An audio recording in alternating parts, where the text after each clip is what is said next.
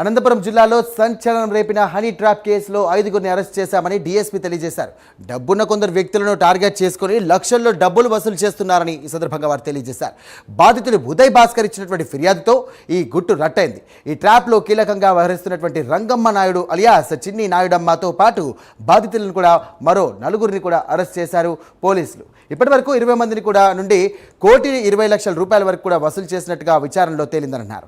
నిందితుల వద్ద నుండి 13 లక్షల రూపాయల నగదు, 2 కత్తులు, ప్రామిసరీ నోట్లు కూడా స్వాధీనం చేసుకున్నామన్నారు పోలీసులు. ఈ ముఠాతో మొత్తం 8 మంది ఉన్నారని తెలియజేశారు. వారి బ్యాంక్ అకౌంట్లు ఫ్రీజ్ చేయడంతో పాటు కస్టడీకి తీసుకుని మరింత విచారణ చేస్తామంటూ డీఎస్పీ శ్రీనివాసులు తెలియజేశారు.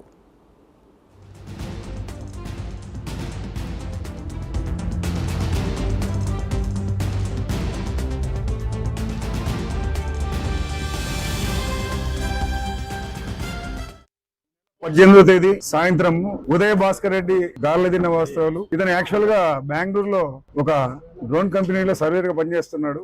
ఇతనికి ఒక కాల్ వచ్చింది, మాకు ఇంటికి సర్వే చేయాలని చెప్పేసి ఇక్కడ నుంచి కాల్ పోయింది. ఆ నెంబర్ వాళ్ళు కలెక్ట్ చేసుకున్నారు, ఎట్లా కలెక్ట్ చేసుకున్నారో తెలియదు. ఆ కలెక్ట్ చేసుకుని అతను చెప్పినారంట, మీరు రండి అనంతపురంలో మీతో సర్వే చేయించుకోవాలని. అతనికి ఇక్కడికి వచ్చిన తర్వాత ఆ కంప్లైంట్ ప్రకారము ఆమె రండి ఇంటికి వెళ్దామని చెప్పి జయలక్ష్మి అనే ఒక ముద్దాయి ఆమెను ఇంటికి తీసుకెళ్లి ఇంట్లో కూర్చోబెట్టి మాట్లాడి కొంతసేపు మాట్లాడిన తర్వాత వీళ్ళిద్దరూ ఒక అండర్స్టాండింగ్ వచ్చి ఒక న్యూడ్గున్న టైంలో ఆ తలుపులు దొబ్బుకొని ఒక ముద్దాయి ఇంకో ముద్దాయి ఇద్దరు కలిసి ఒక కత్తి తీసుకొని లోపలికి బయలుదేరడం జరిగింది.